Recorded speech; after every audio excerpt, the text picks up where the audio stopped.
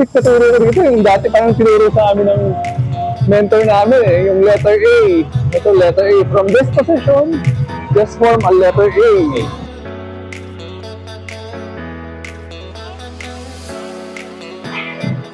Coach Louie! Hello! Ano tayo, Coach Louie?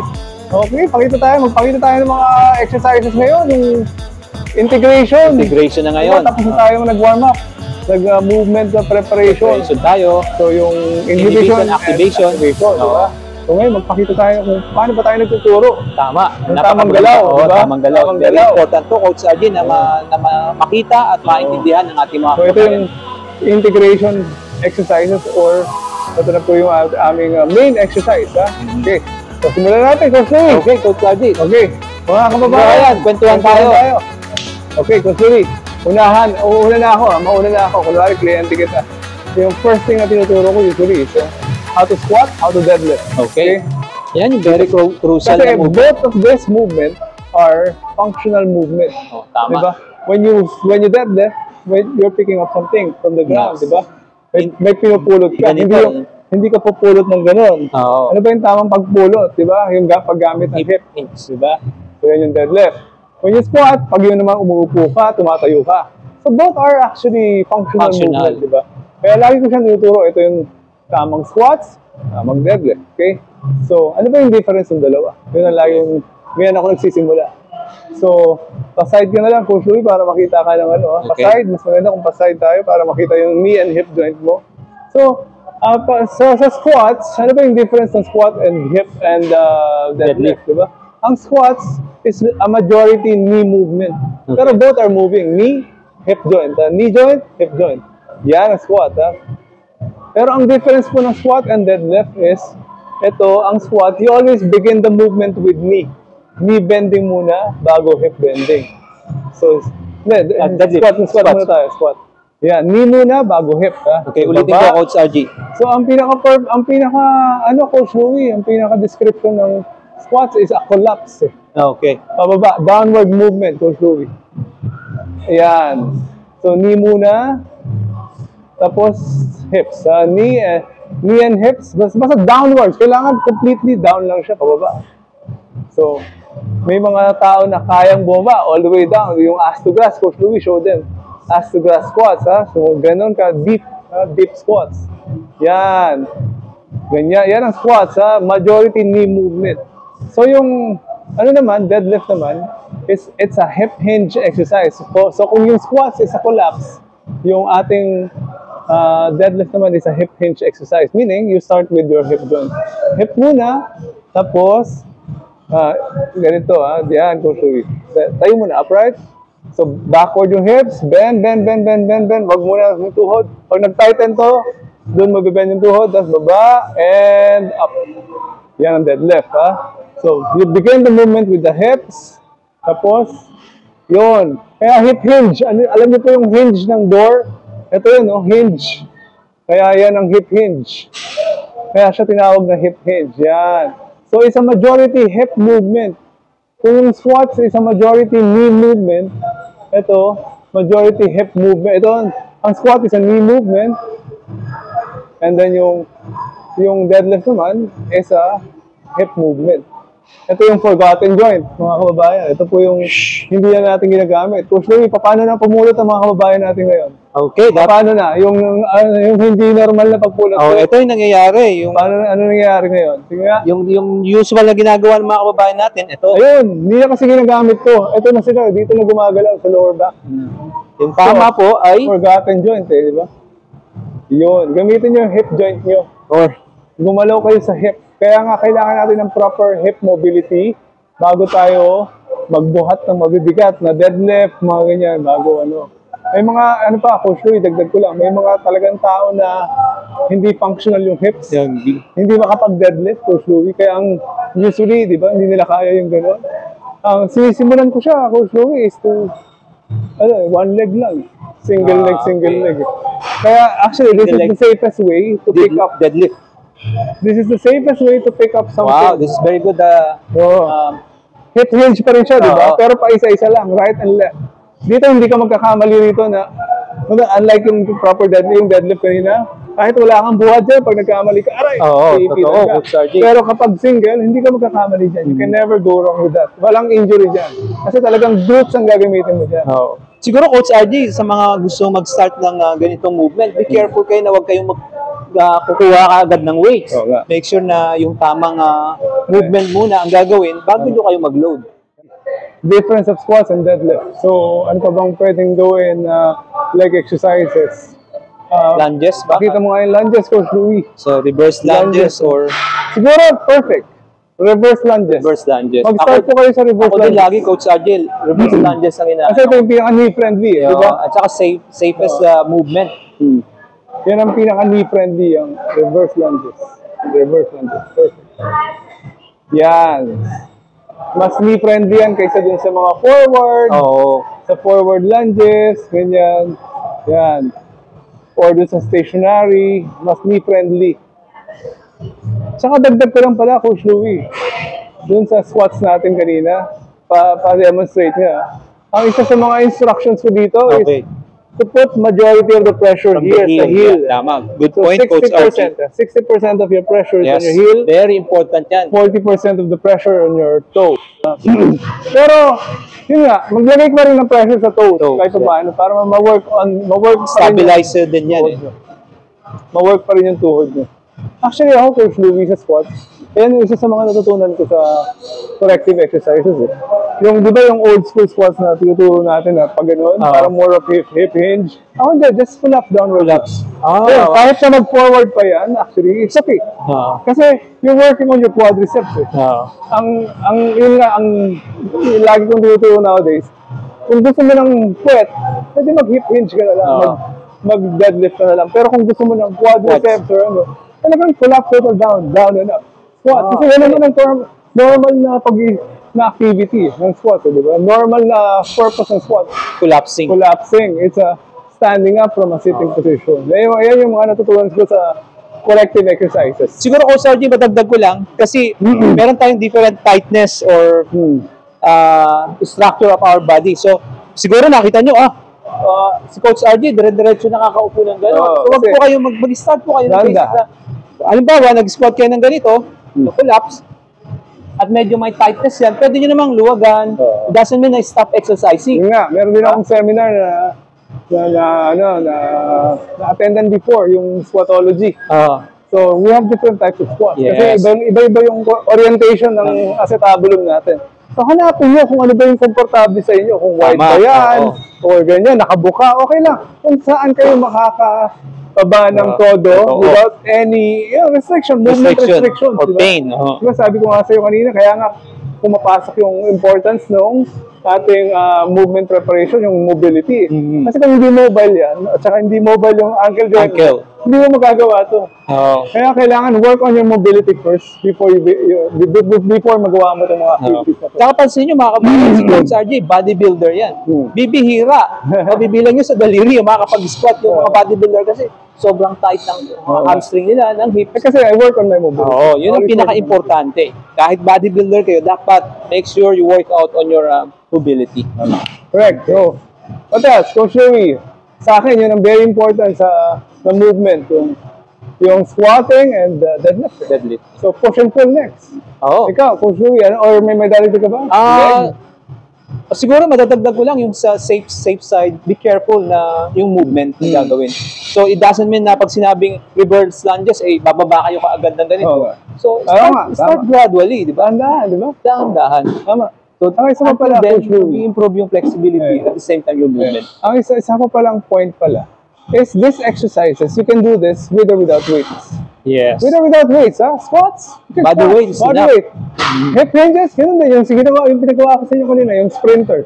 Sprint position, hip hinge, yan, body weight. Huwag niyo pong lagyan kaagad ng weight. Mag-iingat. Mag-iingat kayo.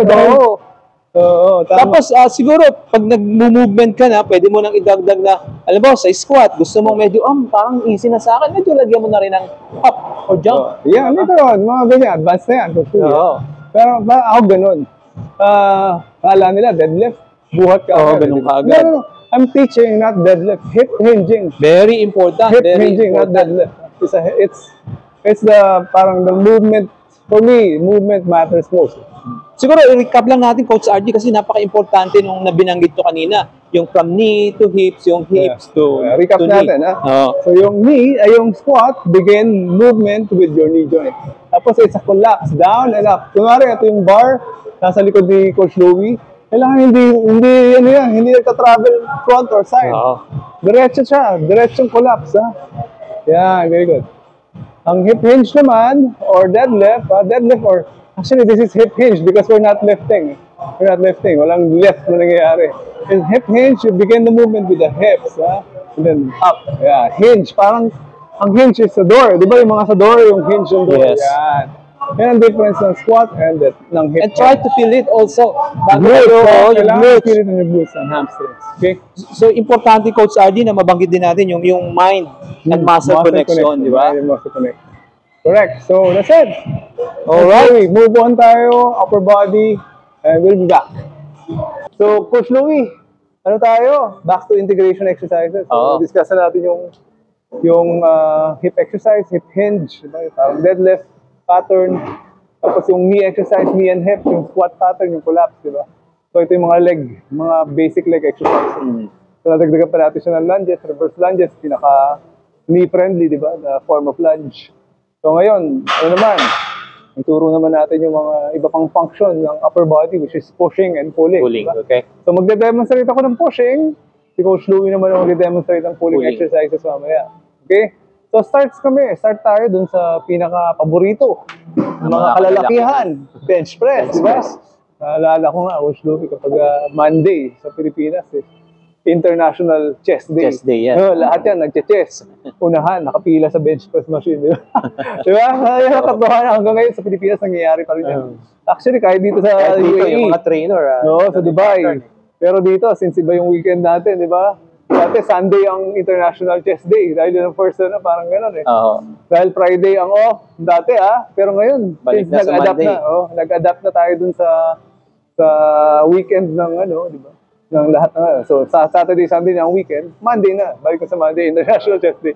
Okay, going back, one of the pushing exercise na ituturo namin is yung bench press. Ito, bench press, So, first off, kailangan set nyo yung bench, yung bar, yan, yung abot nyo, yung kaya nyo mai-take off, ganyan. Tapos, ang pinaka ano lang dito, guidelines is, you start with bar on your eye level. Eye level, the bar on your eye level. Tapos, make sure your grip are even. Make sure yung grip nyo, pantay na pantay sa left and right. So, the first thing you need to do is rock off rock. So, lift it up from here. Tapos, huwag baba ka agad. Usually, ganun, baba ka agad, di ba? Slowly. From here, set it up. Paano mo isa-set up? Yung dati natin tinuro na depress retract shoulders para maluwag yung balikat, walang impingement. Okay? Tapos, naka-chest out. Kaya lahat ng powerlifter may small arch sa likod, di ba? Kasi safe sa shoulder yan. So, yun. Tapos, control downwards. At least 3 seconds downwards and then push up 2 seconds up. Okay? So, ganun lang. Tapos, it travels on one straight line. One straight line. Hindi siya, yan, exactly, gano'n, Hindi siya nagwa-wobble, forward, backward. So, one straight line. Tapos, negatives, yan yung deceleration, yan yung lowering. Ito yung positive. Okay, negative, yan yung dahan-dahan na pagbaba ng weight. That's the negative. Ito yung positive, yung paglift. Positive yung paglift, okay? Controlled negatives, 3 seconds. And then, 2 seconds up. Or you can do explosive reps kapag gusto mo ng powerlifting, So, yun. Back to the rock. Yun. And don't forget to breathe, The rule of breathing is positive, breathe out. Every time you lift the weight, breathe out. Okay? Negative, breathe in. Okay? So, ang ituturo namin ni Coach Lou is mostly mga compound exercises. So, siyempre, when you say compound exercises, big muscle po ang gagamitin dyan. And more than one muscle ang nag-work. Meron tayong tinatawag na isolation, yun yung one muscle. Diba? One muscle, isolation of the middle deltoids, biceps, isolation of the biceps, triceps, isolation of the triceps. So, compound, yung basta anything na exercise na nag-work yung more than one muscle. Ito, bench press. You work on your chest, your shoulders, and your triceps muscle. Tapos most pulling exercises, ganun naman, ganun din. Back and biceps, gumagana, more than one muscle. Okay? So kami, we prefer teaching compound exercises kasi ano ba yung mga benefits of Louie ng compound exercises? Yung compound exercise, because we're using big muscles, so we burn more calories. Number one. Very effective siya sa strength training. Strength training. Malaking muscle yung ginagamit natin dyan. Ano yan eh, more than one muscle, tama. It increases your strength. Strength, yeah. Tapos siguro, isa pa, it teaches you proper movement. Eh. Ano ba yung mga proper, yung mga regular function ng katawan mo, di ba? Pushing, pulling, di ba? So, yan. Yan yung kaya, in creating programs, mas, kami, mas push and pull, yung mga combination, di ba? Mas kami dyan towards that type of program. Yung programming, yung we promote function, movement, ganyan. Saka, especially for beginners, Coach Louie, ano ba ma-advise mo? Kung nag-iisa lang kayo, I would recommend, para sa akin, Coach RD, mag-start kayo sa machine. In the beginning. Tama. Ito, tama. Tinuro lang namin to pero tama. Tama si Coach Louie, So, yung leg press. Makina muna. Oo, sa makina muna tayo. Ayan, pag pushing, kung may seated chest machine, makina lang muna. Machine lang muna. Pero kasi Coach Louie, kaya natin tinuro din to, diba, minsan, pupunta ka sa mga bakal gym ngayon. Totoo. Ito yung pinaka basic option, di ba? Ng pushing exercise, Tama. So, ganoon po. Or kung talagang wala kayong choice, nasa bahay lang kayo, push-ups is the best. Diba? Push-up, body weight. Pero mahirap din ang push-ups. Mahirap din yan. So, mga iba, nag-start sa wall push-ups. Wall push-ups, incline. O kaya dito sa bench, kung ganyan kataas na upuan, push-up ko dyan. Di ba? So, yan yung mga pushing exercise na options natin. So, pulling tayo. Alright. Next exercise, pulling tayo. So, bent over row. So, papakita ko yung dalawang uri ng bent over row. So, first, yung underhand grip. Right? So, make sure na tinuro na namin sa inyo yung deadlift the bar, right? So, hip hinge. So, pick up the bar. Right? So, make sure your back straight. So, underhand grip. So, inhale, make sure your core is engaged. Good. So, notice your head. So, yung iba, gumaganito. So, make sure your neck is relaxed. Okay? Perfect. That's good. Yung pronated naman, ganun din. So, pick up, hinge. So, yan. Okay.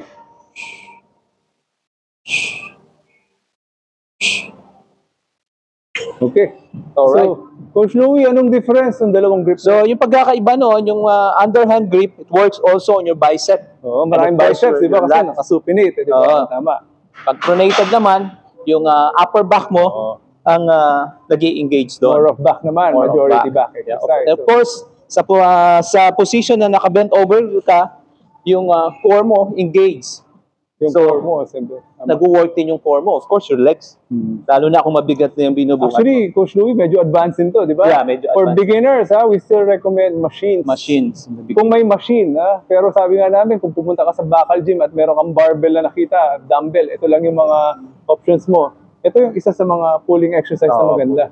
Lalo na, may yung ibang na home gym lang, wala silang mahirap bumili ng pull-down machine sa bahay. Coach Louie, talagang wala kang option kundi barbell exercises. So, maganda na rin na matutunan nila ang barbell exercise. Barbell, pwede rin naman yung dumbbell. Dumbbell row. Siguro demonstrate mo rin yung dumbbell row. Okay. Single arm row. Single arm row. Yes. So, another option for pulling. Meron kayong bench, pwede naman ganito, single arm row. Yan. Alright? So, make sure your back straight. So, back exercise pa rin yan. Remember, it's a pulling exercise. Pulling exercise. Pull po, hindi siya bend, hindi siya biceps curl. Hindi ganito. Hindi mo i-bend yun. Kumbaga, so elbow is driving the movement. Yan. Pull. Para ka naglalagare, no? Coach yes. Yan yung movement. Para ka naglalagare. Perfect. Very good. Yes. Coach Louie, paano naman kung wala kang bench na available? Wala kang bench. Yan. Magandang question, di ba? Pwede namang pwedeng naka-lunge siguro. Naka-lunge. Ganun, Coach Louie, di ba? Naka-lunge or ako ganun ako eh. Yan ang pinaka option na ginagawa. Otherwise, yung table, kung nasa bahay ka lang, Coach ganun lang, RG, hawak ka na lang. hawak ka na lang. So, pwede na Yan, rin, ganyan ka lang. ganyan, may table ka. Ang daming options eh. Which, Yan, Coach Louie, dito ka, hindi ka nakikita sa... Yan, paano kung table lang? Yan. So, table lang, or chair. Nakaganon Or ka sa chair, hawak ka sa chair. Alright. So, same, pulling exercises.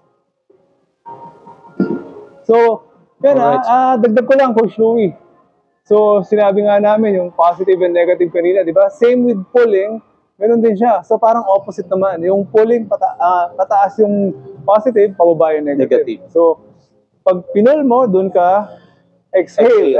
Pag dahan-dahan ibaba, dun ka mag-inhale. So, every time you lift the weight, exhale. Every time you lower the weight, inhale. So, positive yung lifting, yung lowering, yun yung negative. Remember, always remember that. Okay, Louie. Tsaka siguro, Coach RG, madagdag lang natin, lagi kayo mag-start sa lightweight. Then, progress as you getting stronger. Tama.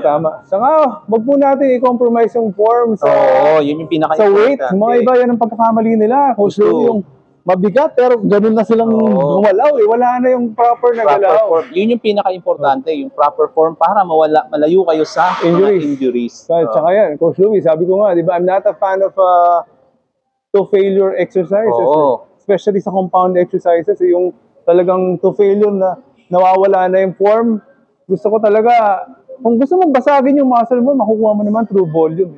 Kahit na, ibig sabihin ng volume, yung rep times yung sets, di ba? O damihan mo yung sets, di ba? Damihan mo yung sets. Kung nag-heavy ka, kahit ilang reps lang, 1, 2, 3. Pag once na, hindi mo na pangit na yung movement, stop. Di ba? Dagdagan mo na lang. Kung pahinga ka, magdagdag ka na lang ng mga sets. Ganyan. Kasi kapag na-compromise yung movement, Coach Louie, it leads to a lot of injuries, di ba? Yun nga balitaan natin, Coach RG, di ba? Just recently, back squat, ginawa. Back squats, di ba? Died on the accident. Coach Louie, perfect example for ego lift, Diba? Kasi yung dalawa na sila, spotter eh. May spotter pa yan. May spotter pa, pero hindi kinaya. Diba? So, actually, that's why ako mas bilib pa rin ako dun sa powerlifting principles eh. If you cannot lift it, don't lift it at all. Kasi kaya kami, hindi kami nagpapaspot. Kumbaga, pag may nag-spot sa'yo, not counted. It's no lift. Ganun kami, di ba? Kumbaga, dalawa kayo nagbuhat eh. Di ba yung, kunwari, 120 kg, binench press mo. Pero may nag-spot sa'yo, hindi counted yun kasi may nag-spot sa'yo eh. Wow. Ang powerlifting it has to be all yours, di ba? Tsaka, paano ka mag-develop ng strength?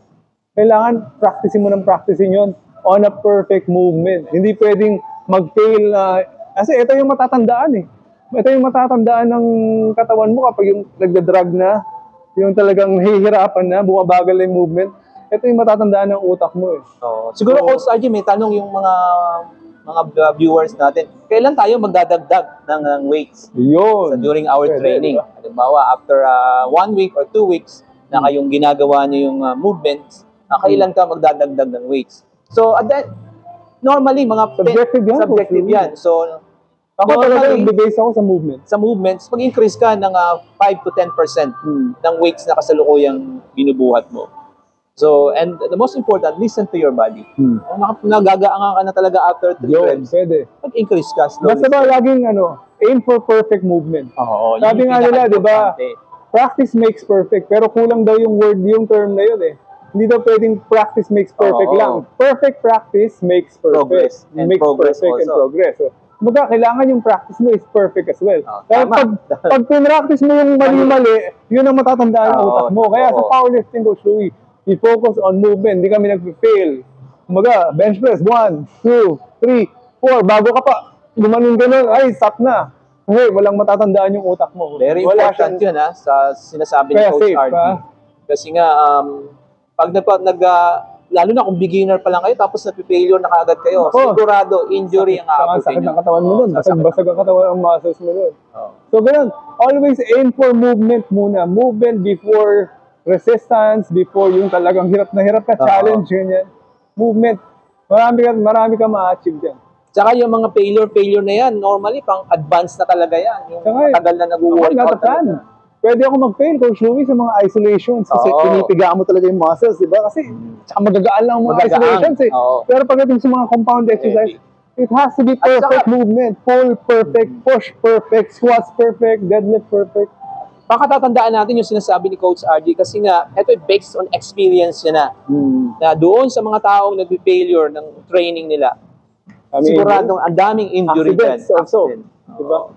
So, yan. Just recently nga, yung accident na yun. Safety lagi ang purpose also ng pag-exercise. Saka don't ego lift. Isa sa mga biggest advice. Kumbaga, if you can't lift it, kami ang principles namin in powerlifting, if you can't lift it from the ground up, don't lift it at all. Hindi yung mga iba na, sana, buhatin ko. Diba? Buhatin ko para sa'yo, para mabuhat mo, mabuhat mo. Ibig sabihin, wala kang proper grip strength pag di mo kinayang buhatin on your own. Kasi kami ganyan ang principle namin eh. May mga nag-o-offer, buhatin ko para sa'yo. No. This is part of my exercise. Part of my training. Lift it up from the ground to my lap, ganyan, or sa bench press, ganyan. Ganun din. Hindi pwedeng nagpapaspat. Pag niyo pong buhatin, hindi nyo kaya, yun lang. Direct to the point. Pag di nyo kaya buhatin, wag na. Dahil buhatin. Okay, move. Right. Next exercise. Okay, isa pa pong pushing exercise na pwede namin i-recommend. Ito naman yung vertical push. Diba? Kanina pa, horizontal tayo. Higa tayo. Ngayon, ito, shoulder presses to. Kasi it focuses on your shoulder. Pero ako, hindi ako masyadong particular sa body parts ko, Louis, because I always train. So, I always train by function talaga.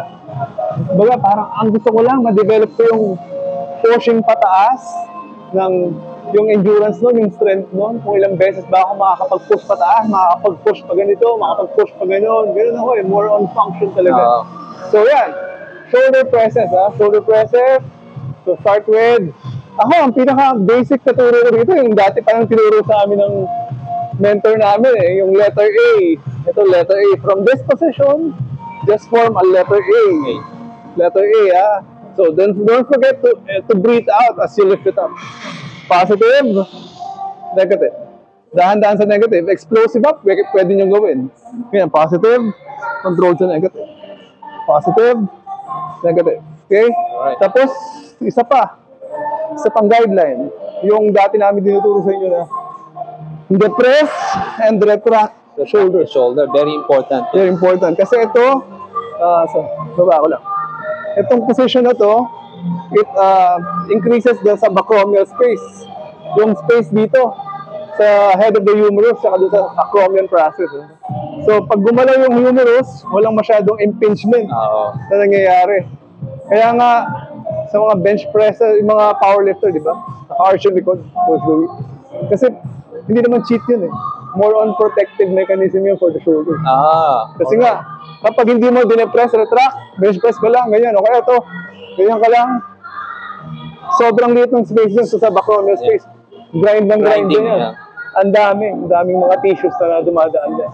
Including your biceps tendon. So, ayun nagkakos ng impingement, yung pain. Pag may naramdaman kayong pain at nagpo-pushing kayo, stop agad. Ito, lagi kong sinasabi sa mga client ko, do not play with pain. Ako, ganun ako yun. Dati, I learned this the wrong way. Kahit masakit, pinipilit ko, Coach Louie. Alam ko nang may masama, may pinipilit ko. I learned it the wrong way. Injured ako, lahat yan, natutunan ko the wrong way. Pero, natuto ako. In the long run, yun ang kagandahan, natuto ako. So don't forget this position. Retract is together, ganyan. Together, ito yung, we're talking about the scapula, together. Yung shoulder blades, kailangan, retract is together, the press is baba. So it's forming an arch. That's where you do your presses. Actually, sa lahat kahit pulling, ganun. Ganun din. Pati pulling exercise, lagi kang naka-depress and depress pababa, retract together. So, ang sinasabi namin yung scapula, shoulder blades, So, ito, tuturo mo nga, Coach Louie. Ayan. Kailangan depress together, retract, baba. So, from that position, mag-depress, magpo-pull, lahat, basically lahat ng activities ng upper body. Especially shoulder, Coach RG. Especially, Kasi napakaraming injury ang inaabot ng shoulder kapag mali talaga ang... you're talking about shoulder press. Shoulder press, Shoulder press. Tama. Kasi nga, di ba, dahil mas maliit na muscle, di ba? Konti na lang yung support ng upper chest, konti na lang. So, talagang common yung impingement sa shoulder. So, what else? Ano pa bang guidelines? Wala na, yun lang. Letter A po. Letter A. Okay, shoulder press is letter A.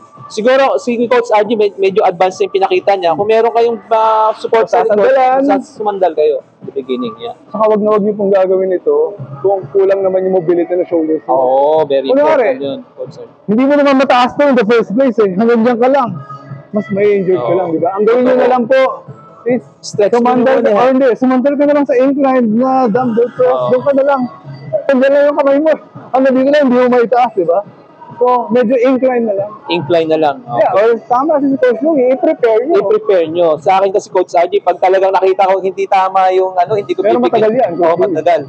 So, matagal ang make sure na ang ginagawa ko dyan, Coach RG, bibigyan ko ng magaang. Tapos pagkatapos niyan, stretch na kaagad. So, alternate yung... Pero kahit na matagal pa rin ang corrective niyan. Kasi may mga ibang tao na talagang matagal na siyang hanggang dito lang eh.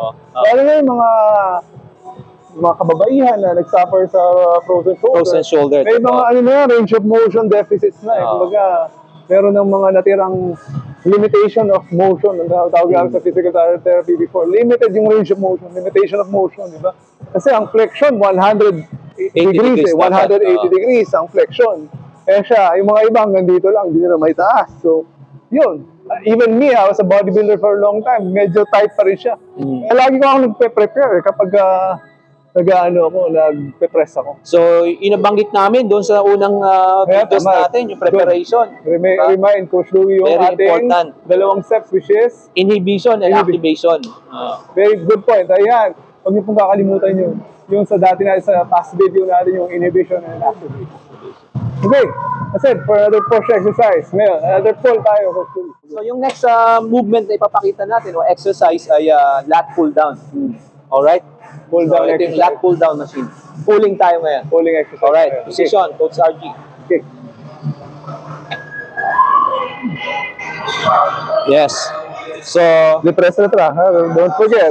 Retract and depress. Yan. Yan lagi nating position. Starting position.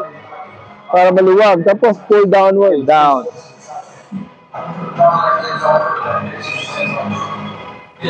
So, basically, Coach Louie, lagi ko naka-chest out position, di ba? Yun yung pinaka-depress and retract position natin. So, ganun din, positive, di ba? Tapos controlled, upward, negative. So, pataas yung negative. Yeah. Breathe out, breathe in. Breathe in. Breathe out, breathe in. Alright. Alright. So yun, ano bang ma-add natin dyan, Coach Louie? Paano kung walang pull-down machine? Diba? Siguro, yan din ang problema ko lagi, Coach Louie, kapag nag-online session ako ng mga bahay-bahay. Wala akong masyadong pulling exercises unless yung mga puro dumbbell, yung mga kanina, pinakita natin, diba? Kettlebell. Pwede naman na lat pull down, pull over. Yan, mga isolation yan. Ang ginagawa ko, Coach Louie, is band. Pinapabilang ko sila mga band. Okay. Kasi the band, pwede hila-hilahin. Tama, di ba? So, yun. Yan ang mga options natin, yung mga band. Tsaka, remember, mga bar. Pwede rin naman, di ba? Yung pull-up bar. Pull-ups, which is very advanced din. Pull-ups, di ba? Anyway, next time, mag-tutorial kaya tayo paano bang proper pull-ups, di ba? Pwede. Di ba? Mag-tutorial tayo. Kasi, maraming yan eh. Maraming tao na yan ang goal eh. Makapag-pull-ups, diba? Makapag-push-ups, diba? Marami kahit mga kababaihan natin ngayon, yan ang goal ngayon. Actually, ako yan ang, as a trainer, as a coach, isa yan sa mga goals na lagi kong pinopromote sa mga clients ko, Coach Louie, yung you have to master your own body weight. Very important yun. Master your own body weight, yung mga pushing, yung mga calisthenics ba? Yan, yung mga push-ups, dips, pull-ups, yan yung mga dapat na matutunan mo eh. Very important. Diba? Compound movement din yan. Diba? Tama. Tsaka very functional. Kasi imagine mo kung nakahangkas sa cliff, di ba? Ang magliligtas na lang sa'yo yung pull-up strength mo. Kumbaga nahulog ka sa bangin. Ito ka. Paano kung ngayon nakakit kung mahina yung pull-up strength mo, di ba? At saka yung grip po, very important. Yung grip. Diba? Yeah. Actually, that's what I love with pulling exercises pala, Coach Louie. Yung grip strength, pinapalakas niya. Di ba lahat ng pull, grip eh. Grip talaga. Kaya ako talagang, perfect yung program na pulling, tapos i-workout mo yung biceps, saka yung forearm, lahat yun. Perfect. Saka yan, Coach RJ, isa sa mga ignored muscle yan eh. Oo, yung grip, forearms natin. Marami ang weakness dyan eh. Tama. Puro pushing. Good point, Coach Louie. Kasi, as a physiotherapist, ang dami kong nakita mga pain and injuries because of weak grip muscles. Weak forearm, yung mga tendinitis, yung mga tennis elbow, golfer's elbow. That's a sign of weak grip muscles. Kumbaga, na-overtrain sila dahil sobrang weak ng mga grip muscles. Lalo na, Coach RJ, yung mga nagtatrabaho sa opisina. Tapos, weekend warrior. Pupunta ng gym, tapos lifting. Yan, magkakaroon kayo ng injury. Very important na strengthening of your forearms. Saka ano pa, meron akong isa pang gustong i-point out, Coach Louie. Di ba nauso yung mga lifting straps? Ako dinidiscourage ko yun eh. Yung paggamit ng lifting straps. Di ba maraming bodybuilder na sobrang dependent doon sa lift. Yung tinatali talaga lagi. So, paano naman yung grip muscles mo? Hindi mo na tinrabaho. Masyado silang focus doon sa mga big muscles. Kasi nga, most nilang, yun naman ang totoo, aesthetic sila eh. More on gusto nila yung... Ako, ginagamit ko yun kapag yung last set na yun, talagang mabigat na mabigat. Yung alam kong para lang ma-maximize ko yung pull ko. Ayan, okay, yung one arm dumbbell row, mabigat na mabigat. Yung patali ko na, yung last set lang. Pero kung as much as possible, ito-train ko talaga yung grip ko. Kasi grip is so important. Yan po, mga kaibigan, yan po yung importance ng grip muscle. So, it's a very functional muscle. Very functional activity yung gripping, di ba? Yung pag-hold. Okay, let's move on. Siguro, magbigay tayong konting isolation exercises. Exercise natin, isolation. Magbigay tayong konting isolation. Nakafocus tayo sa compound, di ba? Pero, di naman masama na mag-add ka ng konting, kumbaga supplementary na lang to eh. Dagdag na lang. Diba? Yan, biceps tayo, Coach Louie. Din to ng mga kalalakihan. Paborito rin. So we do hammer curl. Hammer curl. Hammer curls, ha? Don't forget your negatives, dahan-dahan. So, yung mga maling ginagawa ng mga nagbubuhat ng bicep o yung mga nagsuswing. Nagsuswing, di ba? Ang daming mga force. So, dapat isolation. Diba kasi nag-isolate ka nga, tapos nagsuswing ka naman. Work on your... So, make sure. Di ba? Saka depress, retract shoulders. Lahat ng movement. Apply nyo yan. Kasi maganda po sa balikat yan. Healthy. Chest out, chest out. At mapapansin mo, Coach RJ, kapag ginawa mo yung right technique, immediately malaramdaman mo yan sa... Actually, ako nag-bicep lang din ako kanina, kaya masakit pa yung bicep ko. Alright. So, yun yung hammer. Pwede naman yung biceps curl lang, bicep curl lang. Ano ba ang difference? Coach Louie, hammer is di ba? A lot of forearm, di ba? Forearms. Kasi maraming brachioradialis muscle ito. Yan. Brachialis and brachioradialis muscle, hammer. Tapos ito, more on biceps. Biceps naman, di ba? More on biceps naman to. So, triceps naman, isolation. So, Louie, ano bang pwede natin? So, pwedeng dumbbell. Ganun na lang kasi, di ba? Baka sa lang sila nag-workout. Sa mga... Sa bahay-bahay. Bahay-bahay, dumbbell lang ang option nila. So, ayan. Ito po yung overhead triceps extension natin. Basta remember, ito lang po yung movement dyan. Ito yung fulcrum, yung elbow joint. Tapos, control nyo rin yung negatives. Positive, negative, positive lifting, negative yung lowering. Ayan. Ito yung single arm triceps, overhead triceps extension. Pwede rin double, Coach Louie, yung dalawa na. Pag medyo mabigat yung dumbbell nyo, wala kayong option. Ganyan. Pwede nyo gawing nakaupo to, nakatayo. Basta, ang pinaka-goal nyo lang naman is to work on your triceps muscle, di ba? Ito lang to isolate this. So yan. Otherwise, dips also. Yeah. Mabalik lang, ako, Coach Louie, ang pinaka-pinopromote natin sa mga programs natin is yung compound exercises, big lifts, di ba? Push and pull eh. Ito mga to supplementary. Siguro, magbigay ka rin ng isolation ng shoulders. Shoulders. Lateral. Mga lateral raises yan, isolation. Kasi, ito, middle deltoids yan, isolation. Yan, lateral raises, ha? Anyway, may function din ng mga to eh, di ba? Coach Louie, mahalaga rin na malakas yung mga yan eh. Pag binuhat mo yung alak mo. Totoo. Diba? Pati yung biceps, kapag bumuhat ka ng grocery, ganyan. Diba? Maglipat ka maglagay ka ng tubig na... May mga function din siya. So, every now and then, minu-workout ko pa rin siya. Tapos, yan. Yan yung middle deltoid. Paano kung front, shoulders, front raises naman. Diba? Front raises. Then yung isolation ng front shoulder. Paano kung rear deltoids naman? Yung bent over. Bent over. Lateral raiser. Yan. Bent over, side raiser. Yan. Yan ang mga isolation ng shoulders. Ha? So, may mga variation na rin yan. Yan. Basta, focus po on function. When you create your own program, pushing and pulling, tapos throw in some isolations.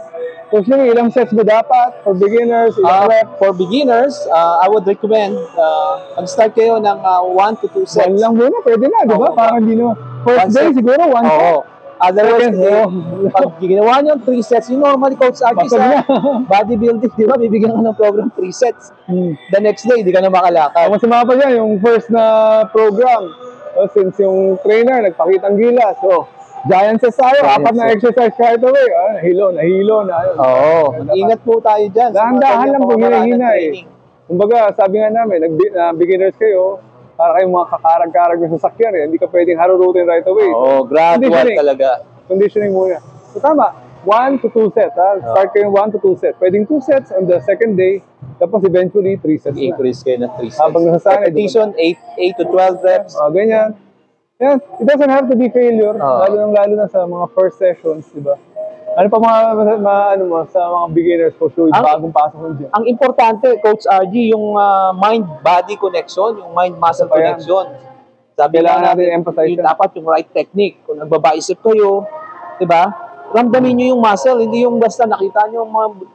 Ito na nagiging problema sa mga gym, Coach RG. Pag bago ka, nakikita mo lahat, nagbubuhat ng mabibigat. Gusto mo mabuhat na rin ng mabigat. Oo nga. Hindi po tamang ma-overwhelm sa mga ibang nagbubuhat sa Yung ibang trainer dyan, mga 10 years, 5 years na nakikita nyong malalakas. Lalo yung mga iba na sila, di ba? Ay, sasabay kaya ako dito, sumabay dun sa mga. So kaya yung mga kaibigan nyo dati na nag-workout, tapos halika sumabay ka sa amin. Tapos yan, hindi kayo makagalaw. Delikado yun. Di ba? Hindi kayo makagalaw sa mga sa mga pagkatapos, di ba?